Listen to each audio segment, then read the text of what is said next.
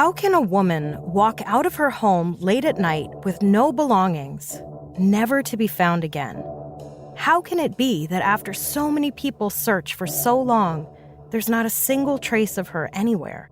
No footsteps in the woods, no errant clues, not even a suspect. How do you wrap your head around it?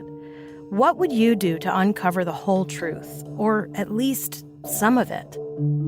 Welcome to Strange and Unexplained with me, Daisy Egan. I'm a writer and an actor who believes that people should be assumed innocent until proven guilty, in theory. But sometimes that belief is put to the test, and I'm like, come on. Which I know isn't fair, but neither is life. Today we'll learn about the truly confounding disappearance of Lori Ceci Bova, and I will do my best not to make a judgment before I have all the facts. Oops, too late.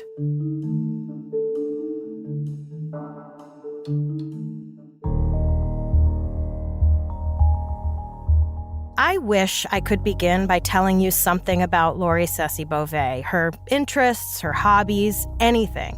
But personal information about her is extremely hard to come by. Indeed, even the newspaper accounts I could find on her disappearance were from more than 10 years after the incident, so it's hard to nail down even some concrete facts.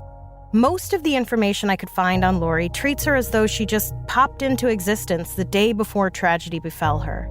I think it's important to remember that Lori was a whole person who had hopes and dreams, likes and dislikes, who probably had a favorite kind of food, a favorite band, favorite movie. She met her husband Tyrone at some point, and they married at some point. And then, on the evening of Saturday, June 7th, 1997, 26-year-old Lori Ceci Bova, her husband Tyrone, and her sister Renee and Renee's husband went out for a late dinner at Red Lobster in Lakewood, New York. They finished dinner around 10:30 and parted ways. According to Tyrone, he and Lori got into an argument back at home, and Lori went out for a cigarette and a walk around 2 a.m. She left her wallet, money, ID, and cigarettes at home, and she didn't come back. In the hours that followed, Tyrone called another one of Lori's sisters, Jenny, and said, "Lori is missing. I can't find her." Jenny asked if he'd checked in on Lori's parents or with Renee. Apparently, his answer was, "Well, I parked outside to see if there was any movement inside, and there was nothing." And that, strangers, will be the first of many red flags. Like, sure, cell phones weren't really a thing in 97, but landlines were, and so was this thing called getting out of your car and knocking on a door. It sounds to me like what Tyrone said was, "No, I didn't call her parents, and I creeped around Renee's house for a minute." Like, not the most obvious behavior of someone truly concerned. Then again, some of what Jenny later reported doesn't exactly match up with official timelines, so we need to take this claim with a grain or two of salt. Jenny called not only her parents and Renee, but some of her co-workers at Kay Jewelers, where she and Lori both worked. No one had seen or heard from Lori. After getting a call from her sister, Renee met up with Tyrone, and the two drove around the area looking for Lori. According to the blog Missing Lori Bova, Renee later said, "I remember him taking me on Waltonian Road and then stopping at Asheville BOCES in front of a garbage dumpster. He asked me to look in the dumpster because when we find her, it may not be good. I remember the sick feeling I had in my stomach and how scared I was to be in the car alone with him after he said that. I hadn't yet come to accept that Lori could have gotten in harm's way. Although, if I had allowed myself to listen to my intuition and the sick feelings I experienced when I first received the phone call, I should have known." Okay. Look, I've said it before. People do wacky things when they're freaked out, but asking someone to check if their sister's dead body is in a dumpster? Like, do that shit yourself, man. And also, you went from not bothering to call her parents to assuming she might be dead in a dumpster? Listen, I'll admit that my mind also tends to go to the worst possible scenario. Like, recently there was an awful smell in our apartment that we couldn't identify, and I suggested that perhaps our very sweet middle-aged downstairs neighbor had killed her husband, and his corpse was rotting in their living room under ours. It turned out there was meat that my husband didn't realize was wrapped in the bottom of a box it was delivered in, and it had been sitting out for a week. But I consume a lot of true crime stuff, and Lori went missing in '97. I'm pretty sure true crime was not yet America's favorite pastime like it is now.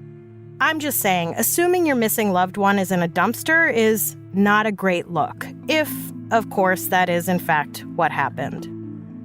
At 11:15 a.m. on Sunday, June 8th, Tyrone Bova filed a missing persons report with the local Lakewood Busty police. Patrolman Paul Gustafson took the call and became the point person on the case that he would end up pursuing for years, even after he eventually retired from the police force more than 15 years later. A huge search commenced with local and state police, FBI, community volunteers, and search and rescue dogs looking everywhere for Lori. A week after Lori went missing, more than 100 volunteers showed up to search. With so many people mobilized to find Lori, her family was hopeful. They figured they would at least find some clues that might lead to where she went. But the search efforts were fruitless. Lori was missing without a single trace.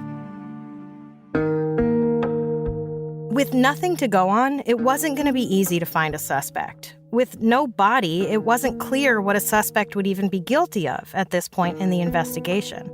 But Renee and Jenny began to put some possible puzzle pieces together when they remembered some strange behavior on husband Tyrone's part in the hours leading up to Lori's disappearance. On June 7th, the day Lori went missing, Tyrone wouldn't let Lori out of his sight. Renee said she and Lori had gone shopping that day, and Tyrone insisted on coming with them. She said it was like Tyrone didn't want Lori to be alone with her. Jenny said Lori came to visit her at Kay Jewelers that day, and Tyrone wouldn't even let Lori go into the store to say hi. She said Lori just kind of sighed and rolled her eyes over Tyrone's behavior. And I don't need to point out how not okay this behavior is, right? A family friend who owned a pizza place where Lori and Tyrone had lunch that day said he noticed tension between the couple. In an interview Jenny gave to a podcast for a local CBS affiliate called Unsolved True Crime in WNY, she claimed that after Tyrone called her to say Lori hadn't come back from her pre-dawn cigarette break, he refused to go to the police. In her version of the story, she's the one that filed the police report in the early afternoon of the 8th. Granted, the interview was in 2021, more than 20 years after her sister had disappeared, but this feels like a pretty major detail. In that same interview, Jenny also said, "She was scared of the dark. We knew that she smoked. Her cigarettes and her purse were at her apartment. If she went for a walk, we don't know exactly what time, but we know she got home after 11, and I worked with her. She wouldn't even take out the garbage at the end of the night at Kay's without somebody with her because she was scared of the dark." As Jenny goes on to say, and as I can attest as a former smoker, no smoker going out for a smoke, especially after a fight or argument, leaves without their cigarettes. Anyone who has ever been addicted to cigarettes knows you take your cigarettes with you when you go anywhere. Officer Paul Gustafson told the same podcast in 2021 that in the days following Lori's disappearance, law enforcement gained a lot of information about what was going on in Lori's life around the time she went missing. Unfortunately, he doesn't elaborate at all. He goes on to say that Lori had, quote, "a lot of things going on in her life which all played a role in our investigation," end quote. What does that mean? And why don't we know what those things were? Like, was she secretly a Canadian spy? Did she sell plutonium on the black market? Was she having an affair? Even more cryptically, Gustafson alludes to several persons of interest, but we have no idea who they were. And I get that people of interest have a right to remain anonymous until their involvement is concretely determined, but, those people remain a complete mystery to this day. Gustafson said there were multiple people who would not cooperate. Multiple people. Who the hell were they? Maybe the information is out there somewhere. Maybe I could Erin Brockovich this shit and go to the Lakewood Busty Police Department and demand to see the files. But honestly, I don't know how any of that works. That's not what this podcast is. And most importantly, I just don't have the cleavage for it. On or around June 21st, 2 weeks after Lori went missing, Tyrone lawyered up, which is a perfectly reasonable thing for the spouse of a missing person to do, but he also stopped cooperating with police, which was fishy to everyone else involved in the case and still is to this day. And it was the not cooperating anymore that landed Tyrone in police crosshairs. Him and the mysterious multiple other people, I guess. Regardless of the attention on him, though, Tyrone continued to refuse to cooperate, and at some point between 1997 and 2002, he moved to North Carolina and remarried. And on the surface, I suppose that could be considered suspicious, but people move out of state all the time, regardless of their connection to a missing persons case. I understand the impulse to get away from a place that might remind you of trauma. There's nothing wrong with that, but again, if you have nothing to hide, why the caginess? The Unsolved podcast calls Tyrone, quote, the main suspect in the case. But he never was a suspect. And you know me, I'm not the one to be like, cops are the best! But it does seem to me like if they had anything on this guy, he would have actually been a suspect. Despite Gustafson's claims that they were gathering lots of information about Lori's life and that they had multiple persons of interest, a month after Lori went missing, there was still nothing to go on. No leads, no clues, no actual suspects. And so, Lori's family did the next most logical thing and sought the help of a private investigator. Oh, I'm sorry, I read that wrong. They hired a psychic. Again, to be fair, there do seem to be a lot of holes and conflicting information in the reporting of this story, so of course it's possible a PI was hired at some point, but it doesn't appear that way. When interviewed about it, Lori's family was like, we hired a psychic, not we hired a PI. The Ceci family reached out to renowned psychic Carol Pate from such reputable shows as Unsolved Mysteries, The Other Side, and The Lisa Show. And look, I don't mean to cast aspersions on Unsolved Mysteries. Lord knows this show is basically the snarky podcast version of Unsolved Mysteries, minus the iconic music, Robert Stack, and the shoulder pads and perms. But it's not a news program, you know? And any show that trots out a psychic to help solve cases loses a bit of credibility in my mind. Because science. And if you think I didn't go down a Carol Pate rabbit hole, then where have you been?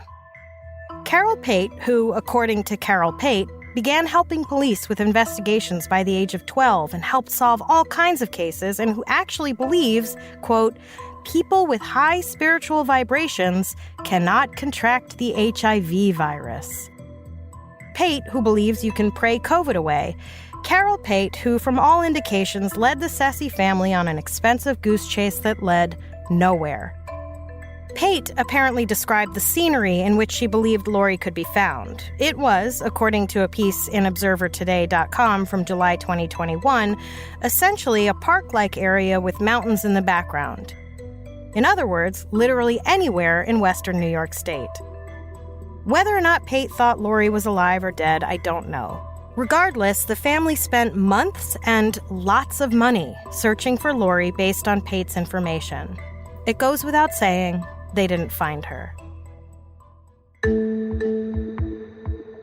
And then, a year after Lori disappeared, there was a trace of a new possibility in her case when a fisherman reeled in a clump of human hair in Chautauqua Lake. Officials searched the lake and found a sweatshirt, but Gustafson confirmed the sweatshirt belonged to someone who'd been boating on the lake and lost it overboard. And the hair wasn't Lori's. And so, Lori's family finally sought the help of a private investigator. I'm sorry, I misread that again. Sorry, they once again sought the help of a psychic.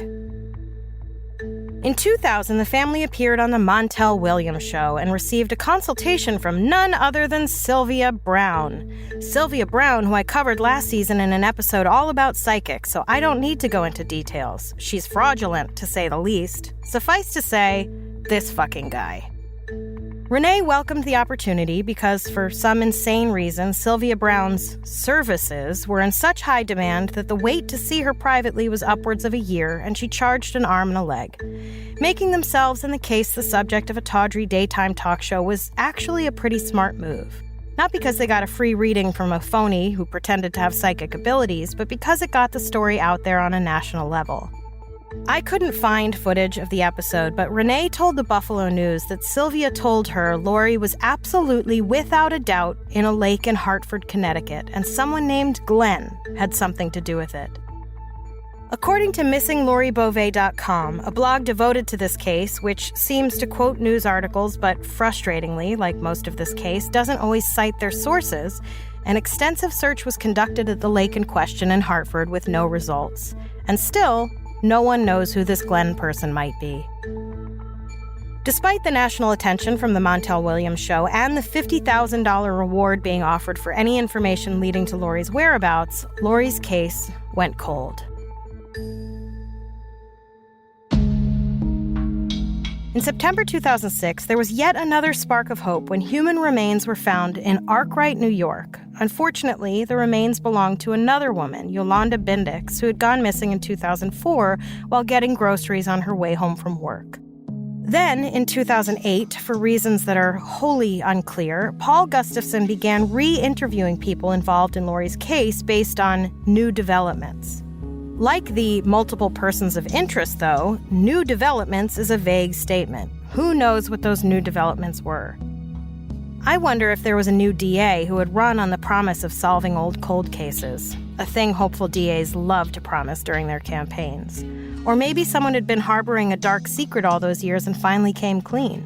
Whatever it was, it prompted Gustafson to re-interview upwards of 40 people, which is a lot of people to interview unless you have something pretty concrete to go on. MissingLoriBove.com quotes Gustafson saying, "Through these interviews, I learned some new information and have been digging deeper into the case from a new angle.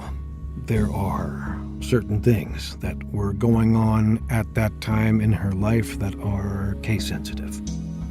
Another officer involved in the case was quoted in 2008 saying, "The case file is as big as 2 full-sized bales of hay, but we have no Lori Bove." What? How could they possibly have that much? Because still, all anyone in the public knows is the story I summed up in a couple paragraphs at the beginning of this episode. What are these droves of information? Is it just me, or does it seem weird that 11 years after she went missing, they were still being cagey? Look, I'm no small-town police chief, but wouldn't it behoove them to put as much information as they possibly can into the public's hands?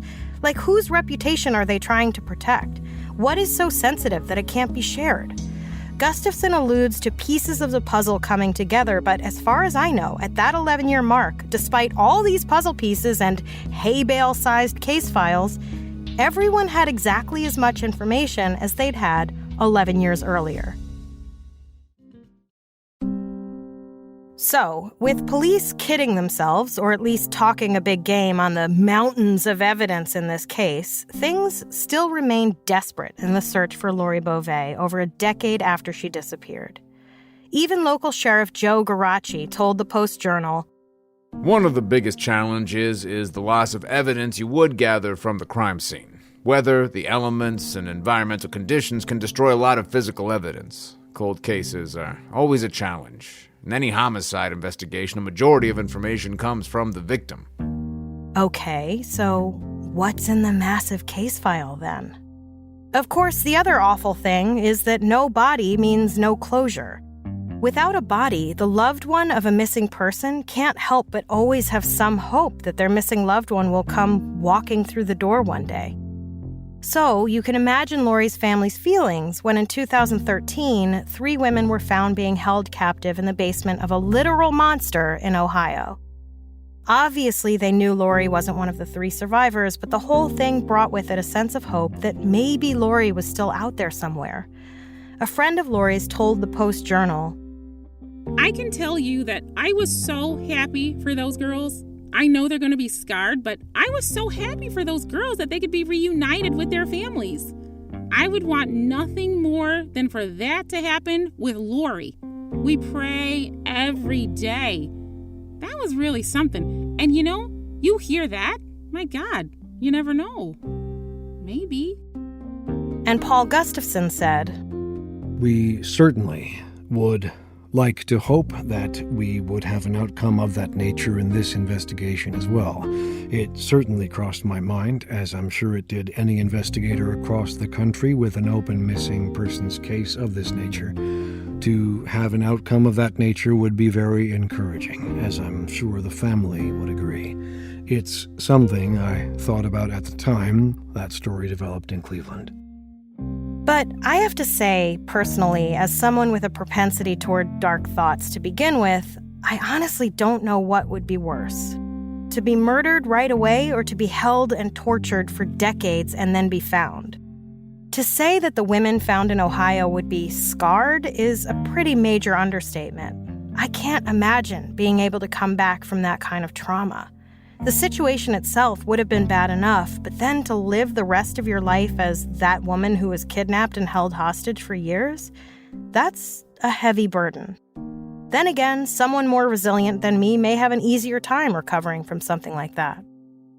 For Lori's family, though, their hope was somewhat renewed by the case in Ohio, and Gustafson told the Post-Journal, I'm confident that there are those individuals who hold information that would certainly lead us to Lori's whereabouts within our community. As always, I urge anyone with information, whether anonymous or not, to contact me. As little as they feel that information may be, it may be just that small piece of information that leads this to where we're at. We have many pieces to this puzzle. I'm just missing a few pieces. And he reminded the community that there was a $50,000 reward for any information leading to Lori's whereabouts.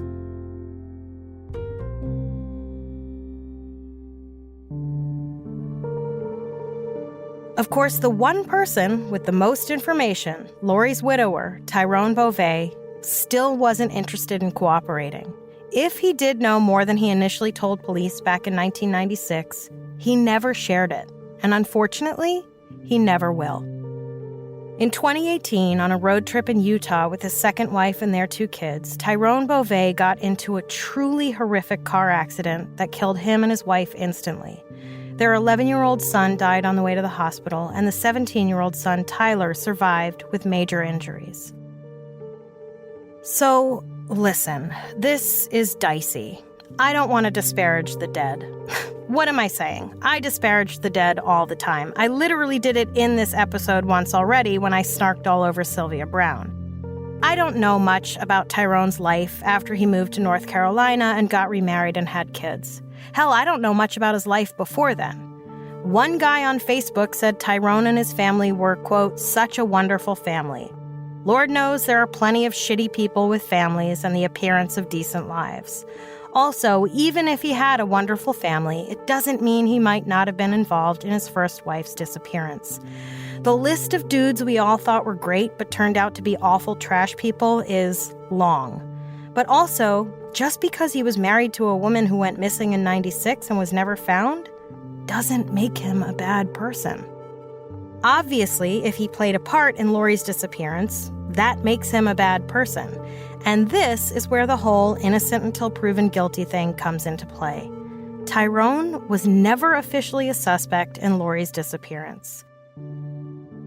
So, officially, I can't say good riddance, but also, do I really want to be the kind of person who celebrates someone's death? I mean, the answer to that question is definitely yes when they are a trash person. I have no qualms celebrating the deaths of people who are terrible, and I'm sure there are 1 or 2 people out there who will celebrate when I die, but that doesn't make it good or right. I don't know if Tyrone was a trash person or not. No one does, and we never will. I don't know if, personally, I could ever share a home or a bed with someone whose spouse went mysteriously missing and was never found and who refused to cooperate with police. Like, how do you look past that, you know? I have a hard enough time looking past the fact that my partner is a registered independent. Imagine if I found out he had an ex who went bloop into the night and he was the last person who saw them alive and wouldn't talk to the police about it? I don't think so. Lakewood Busty Police Chief at the time, John Bentley, said, He knew the answers to where she was and what happened to her. He was our person of interest in the case, and he still is, even though he is now deceased. It's a tragic accident. It made it more frustrating. Our link to our missing person, the last link to our missing person, is now gone, and it just makes it that much more difficult. Which again makes me ask, what did they have on him and why was he never considered a suspect? Clearly, I don't understand how policing works. If the chief of police believed this guy knew what happened to her, he must have a reason to believe that, right? Why is everything in this case so cryptic? And if he did do it, how? How do you murder anyone, let alone the person you love, and then just get away with it? How does an average person just disappear a whole entire human adult person and leave nothing substantial enough behind to even be considered a suspect in their disappearance? If he killed her, where in the world did he bury her so that nothing was ever found in all the searches? And how did he get back home in time to clean up and make it so that he could call her family and act like he had no idea where she was? One would think it would take a sociopath to do that. And if he was a sociopath, how did he go on to remarry and have kids and have a family that was considered, at least by one random dude on Facebook, to be wonderful? I guess I take that last one back. I'm pretty sure I know a sociopath or two with families who at least have some people fooled into thinking they're good people, or at the very least, not sociopaths. Last year, in 2021, Lori's sister Jenny told the Unsolved podcast, We all know and believe in our hearts who was responsible. In my mind, I guess I'm thinking, if that's over, Tyrone has all the information. He's not going to jail.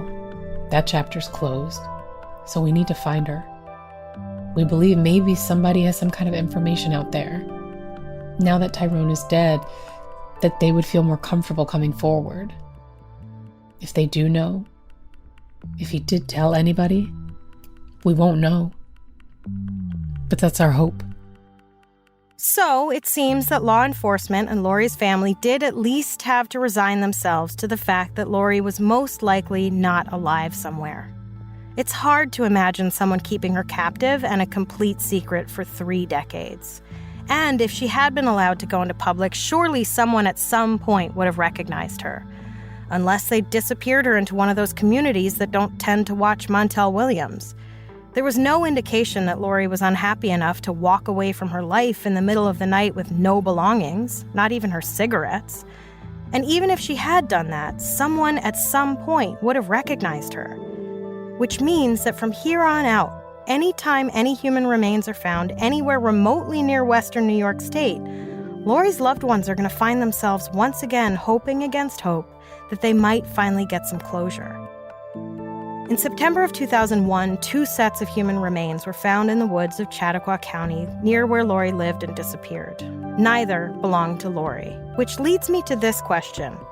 How many bodies of murdered women are there scattered around the wilderness in this country? My God. There were enough missing women in the area that residents began to suspect a serial killer, but Paul Gustafson believes the circumstances are all different enough in each case that it's unlikely they're all the work of one person.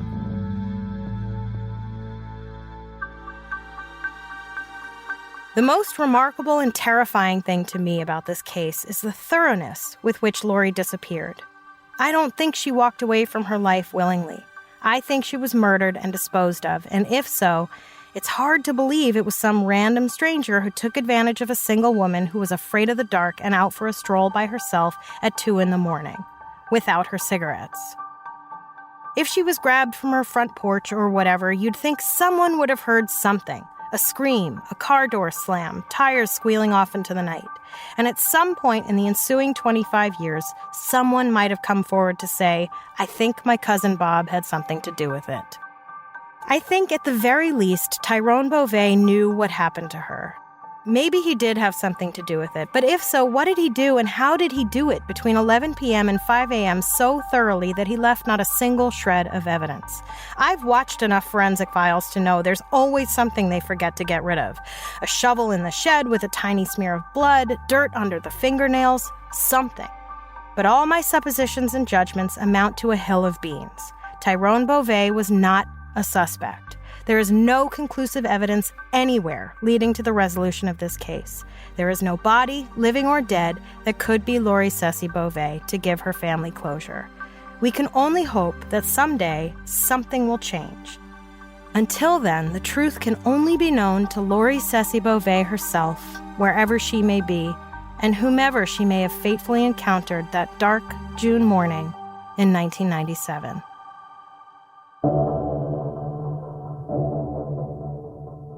Next time on Strange and Unexplained, the government has been known to do some unethical things, but they would never try to get into our brains and control us, right?